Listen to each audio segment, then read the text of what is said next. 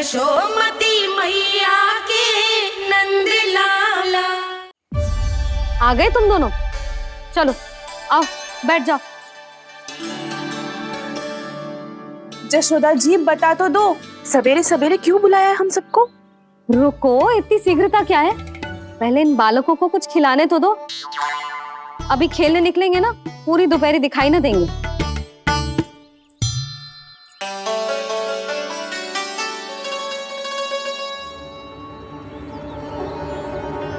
मैया देखो ना, कैसे अपने आभूषणों का दिखावा कर रही है जी सुलोचना। चिंता मत कर बहू, शीघ्र ही हम इससे अधिक आभूषण और इससे अधिक उत्तम वस्त्र पहन के घूमेंगे। ये देखो तुम दोनों के लिए क्या बनाओ है मैंने। पूरे गोकुल में प्रसिद्ध मेरे पेड़े। चलो लो। यशोदा, ये तो बहुत सारे हैं। हाँ जशोदा जी, इतने सारे तो मैं भी ना खा पाऊं। क्यों दृष्टि लगा रही हो सुलक्षणा? बढ़ती आयु के बालक हैं, खाने दो इन्हें। तुम सब कछु मत सुनना, जी भर के खाओ। देखा ना?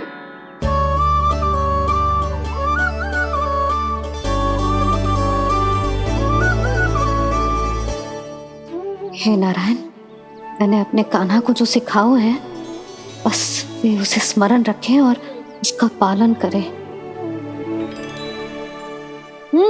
ले और ले ले ले।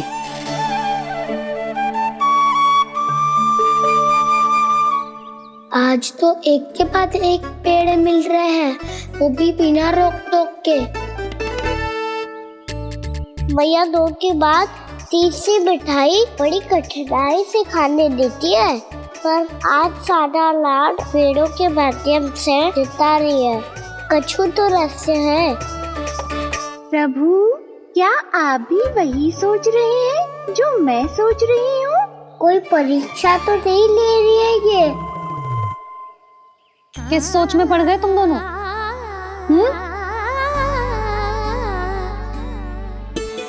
खाओ ना। जब तक पेट और मन दोनों ना भर जाए तब तक खाओ। बस यशोदा, इतना पर्याप्त है। अरे ना जिज्जी, घर के शुद्ध मावा और गुड़ के बने, कितना भी खा ले कोई हानि ना होगी। लो और लो।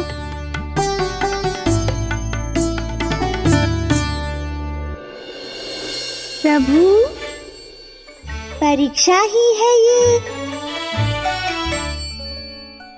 ये तो खाए जा रहा है। कहीं मेरी दी हुई सीख भूल तो ना खाओ, सारा खेल बिगड़ जाएगा। सदैव स्मरण रखियो लल्ला, लोभ बहुत भयानक होता है, बहुत भयंकर। जो एक बार हमारे मन में प्रवेश करके हमें भीतर से ही जकड़ लेता है, इसके कारण हम अधिक से अधिक और अधिक से अधिक पाने की इच्छा करने लगते हैं। क्या हुआ कान्हा, रुक क्यों गो?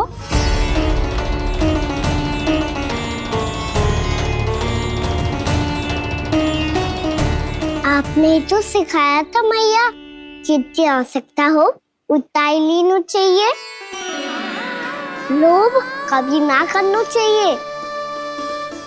बहुत बुरा राक्षस है लोभ।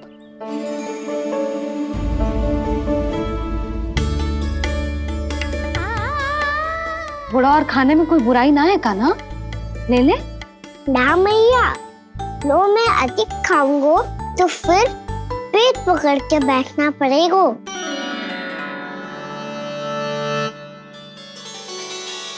हाँ, मेरा भी पेट भर गया। कान्हा सही कह रहा है छोटी माँ, लोग बहुत भयानक राक्षस है। जो भी लोग के चक्कर में पड़ेगो वो बहुत बुरा फंसेगो। अच्छा जाओ, जाके खेलो तुम दोनों। मैया, ये पेड़ अपने सखाओं के लिए भी ले जाऊं मैं? हाँ लल्ला, ले जाओ अवश्य।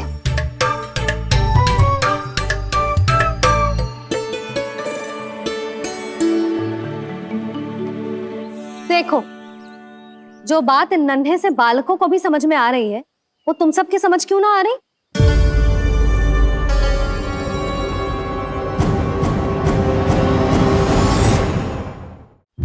क्या समझाना चाहती हो जशोदा जी? तनिक खुल के बोलो।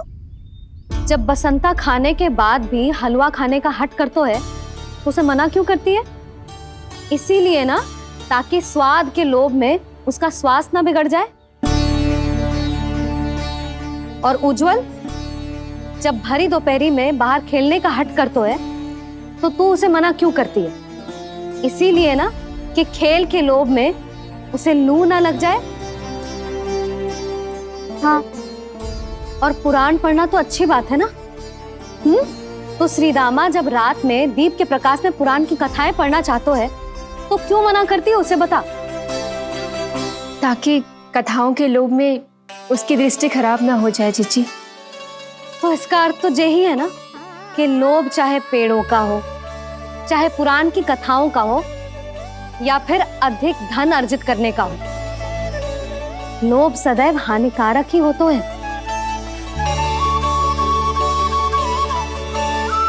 जे बात तुम ही सब ना समझोगी, तो अपने बालकों को कैसे समझाओगी? बोलो। हम सबकी मैया यहाँ क्यों आई है? डांट पड़ी क्या? चौरी विद्या प्रसारण टोली के बारे में सबको पता चल गो क्या? चिंता के चने चबाना छोड़ो और ये पेड़े खाओ। भीतर और भी गंभीर समस्या पे चर्चा चल रही है। कैसी समस्या? लोग की भयानक राक्षस की समस्या। व्यापारी जी, नंद जी ने कल सभा बुलाई थी और आज रानी यशोदा जी ने सारी स्त्रियों को अपने घर पे बुलाया है। तो आपको नहीं लगता कि हमें कुछ करना चाहिए? करना तो चाहिए गुप्तचर। सबसे पहले हमें हाट जाकर गोकुल वासियों की प्रतीक्षा करनी चाहिए। सूर्यास्त से पहले वो सारे मूर्ख वहां आने वाले हैं, मेरे सामने नारायण के नाम का प्रण लेने। उन्हें चाहे कोई भी कितना भी समझा ले बुझा ले, उससे कोई अंतर नहीं पड़ेगा गुप्तचर। हमारा वास्तविक धन क्या है? दूध, घी, दही, माखन, यही ना? हाँ, तो श्री नारायण की कृपा से तो हमारे पास इसकी कोई कमी ही ना है। तो हम सब तो पहले से ही धनवान हुए ना। तो फिर जे गोधन अपने परिवार और संतान में बांटने के बाद जो भी बचतो है, वो तो हाट पे बिखी जातो है ना। तो फिर मथुरा के किसी अपरिचित व्यापारी के साथ माथा फोड़ने की क्या आवश्यकता है? जशोदा जी, हम आपकी और नंदराज की चिंता समझते, पर इसकी कोई आवश्यकता ना है। कुछ उल्टा सीधा नहीं करेंगे हम। विश्वास रखो जशोदा, हम जो कुछ करेंगे समझदारी से करेंगे। लोभ में आके कोई निर्णय नहीं लेंगे हम लोग, है ना? हाँ। अच्छा, अब चलती हूँ। बुलावे की सूचना पाके सब कार्य ऐसे ही छोड़कर आ गई थी।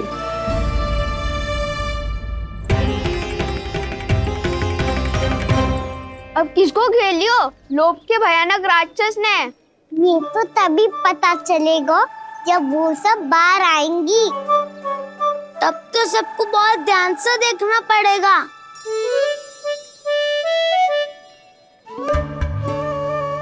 देखना तो पड़ेगा दाऊ, तभी तो पता चलेगा माखन चुराने किसके यहाँ जाना है।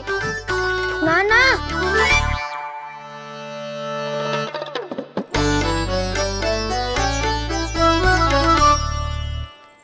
लोग का राक्षस तो उनके पास दिख ना रहे हुआ है।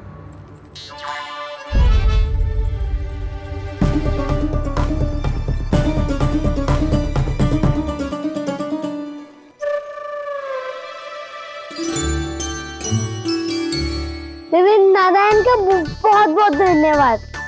कान्हा, मेरे मैया को घेर रहे है क्या उस राक्षस ने? यशोदा भाभी और नंद भैया कितने चिंतित थे ना।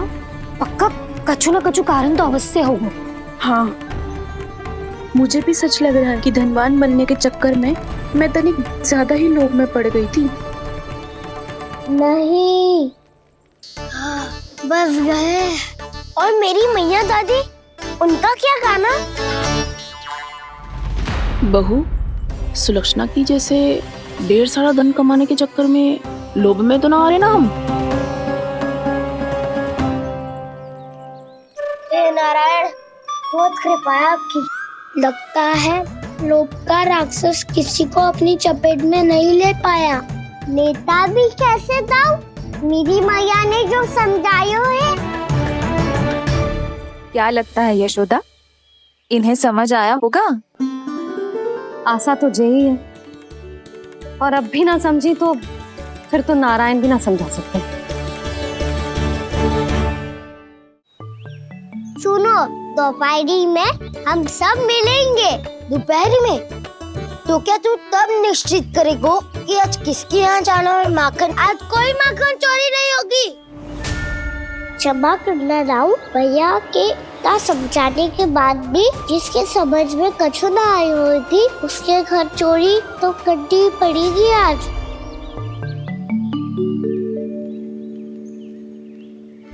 व्यापारी जी, सारी स्त्रियां एक साथ यहीं आ रही हैं। मेरे चक्रव्यूह में फंसने की इतनी शीघ्रता कि संध्या तक भी नहीं रुक पाई।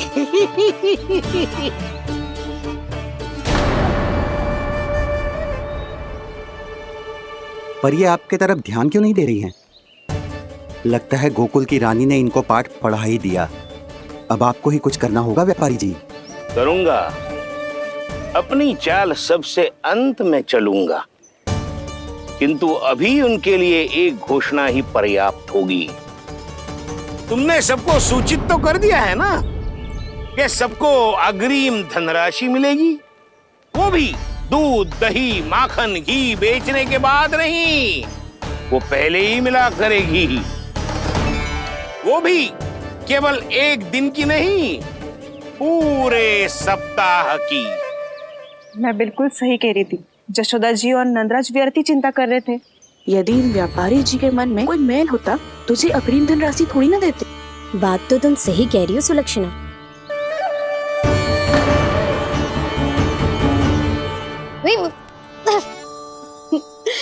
कितनी शरारत करते है तू? काजल लगाने दे मुझे। भैया, पहले मुकुट लगाओ ना।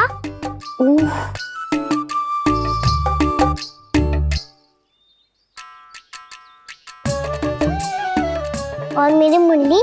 हाँ हाँ, रुक जा। ले बस, होगा प्रसन्न? भैया, मैं ना चाहता मैं इसे फिर से भूल जाऊं, नहीं तो कड़ी धूप में इसे लेने वापस लौटना पड़ता है।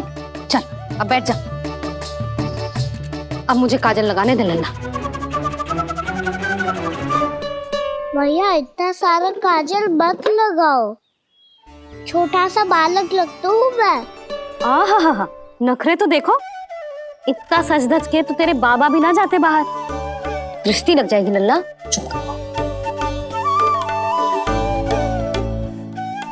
उनको तो आ सकता ही ना है मैया, वो तो गोकुल के राजा है।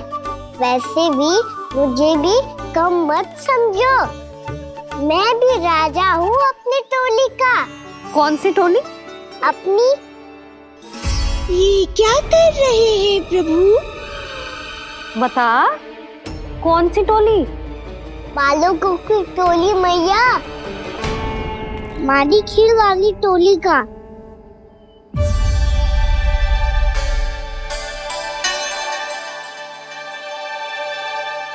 क्या हुआ जी? देखो जी, आप इतनी चिंता मत करो। आप गोकुल के राजा हो और जे बालकों की टोली का राजा है, तो मैं भी जसोदा हूँ। मैं कोई कम थोड़ी ना हूँ, मैं भी गोकुल की स्त्रियों की रानी हूँ। मैंने सबको समझाओ है, सब समझ गई हैं। उपनंद भैया से बात करके आ रहा हूँ अभी। पता चलो है कि उस व्यापारी ने अग्रिम राशि का लोभ दिया है सबको। मुझे ना लगता तुम्हारे समझाने का कोई लाभ हो। अभी तो ये सब समझ के गई, बोल के भी गई कि अब उस व्यापारी के फेर में ना फंसेंगी। इतनी शीघ्र पलट गई। इन सब में अपनी बुद्धि ना है क्या? जब कोई विकार मन में बस जातो है ना यशोदा, तो सूझबूझ सब समाप्त हो जाती। तो मुझे ही कच्चू करना पड़ेगा। मैया मैं जाऊं? हाँ तू जा।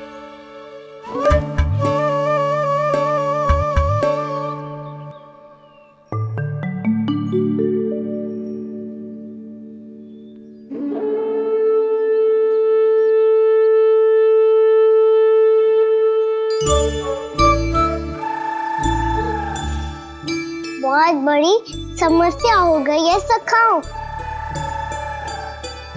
कैसी समस्या? लोभ का भयानक राक्षस कहीं ना गयो, वो अभी भी यही है। मुझे पता था। और इसका सबसे अधिक प्रभाव तो मेरी मैया और दादी पर ही हुआ है। तुम सच कह रहे हो उज्जवल? हाँ। अरे कछु ना बलदाऊ, जे बड़ बोला तो ऐसे ही बात करते रहेगा बड़ा चढ़ा के। बड़ा चढ़ा के नहीं बोल रहा हूँ मैं। आज से घर पे दूध दही माखन घी सिर्फ एक बार ही मिलेगा। पर क्यों? ताकि अधिक से अधिक दूध दही माखन घी बचाकर उस व्यापारी को 2 गुना मूल्य पे बेचा जाए। इतने से तो काम ना चलेगा। उस सुलक्षणा से, और मैं तो कहूँ सुलक्षणा से ही क्यों, पूरे गोकुल में सबसे अधिक धनवान बनना है तो और माखन जमा करना पड़ेगा। हाँ हाँ मैया, लाओ मैं इसे ऊपर रख देती हूँ। चोरी चुपके से खा तो ना जाएगी ना? तेरी घबराहट बता रही है कि घर से निकलने से पहले तूने थोड़ो माखन तो खाया है। सच्ची बोल। ना ना मैया, मैं क्यों माखन खाऊंगी? मैं भी तेरी मैया हूँ लाली, माप के रखो तो मैंने।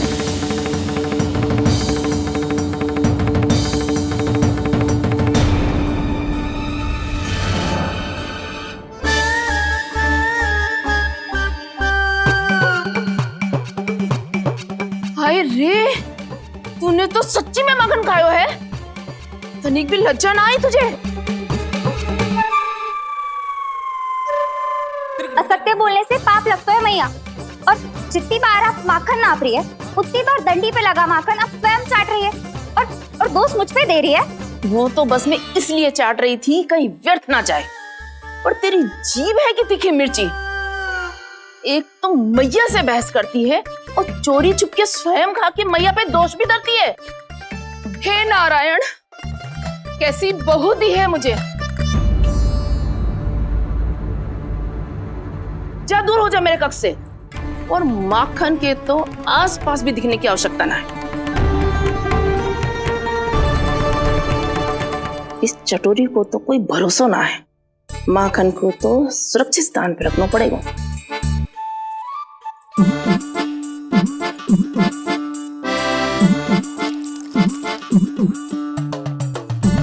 यदि बहू ने अब मटकी उतारने को प्रयास किया तो अचानक पानी गिर जाएगा और घबरा के वो चिल्लाएगी और मुझे पता पड़ जाएगा। मैया,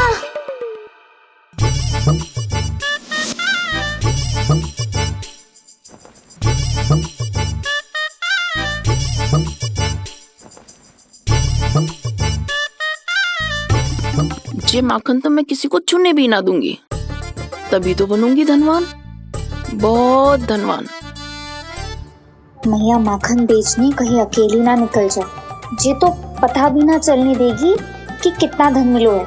इन्हें अकेली धनवान ना बनने दूंगी मैं भी बनूंगी धनवान, बहुत धनवान। पहले तो जब चाहे तब भरपूर माखन खा सकता था, पर अब दोनों तो ऐसे संभाल के रखती हैं कि जैसे माखन की मटकी ना स्वप्न का कलश हो। मेरे यहाँ भी ऐसा ही हो रहा है। नारायण का बहुत बहुत धन्यवाद। नंद जी और जशोदा जी की बातों में आने से पहले ही सत्य का पता चल गया।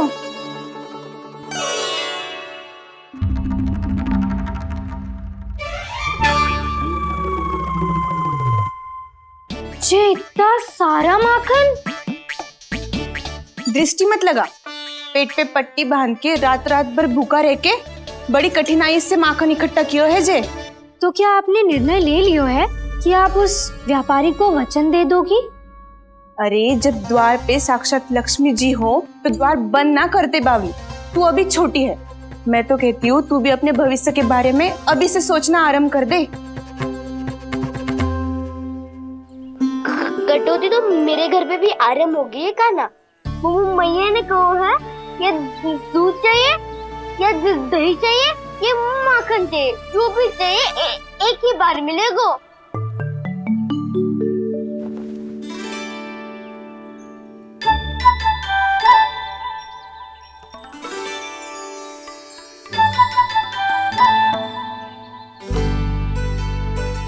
तब हमारी टोली को ही कुछ करना पड़ेगा।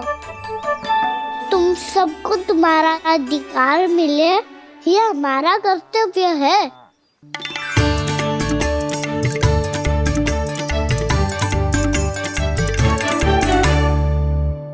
अब हम कछु ना कर सकते यशोदा। यदि अब मैंने उन्हें रोको तो उन्हें लगेगा कि मैं उनसे उनकी उन्नति का अधिकार छीन लूं। दूध दही माखन पे सबसे पहला अधिकार बच्चों का होता है, फिर घर के बालकों का, और ये अधिकार हमें दिलाना चाहिए, है ना दाऊ? मैं सब समझता हूँ कान्हा, तुम मुझसे इसलिए पूछ रहे हो ताकि तुम माखन चोरी की योजना बना सको, पर मैं तुम्हारा समर्थन नहीं करूँगा। पर दाऊ ना, पिछली बार तुमने ही कहा था ना कि हम ये चोरी केवल वानर महाराज की सहायता के लिए कर रहे हैं। लो, वानर महाराज भी आ गए हमारा साथ देने। आज कोई किसी का साथ नहीं देगा, आज कोई किसी का साथ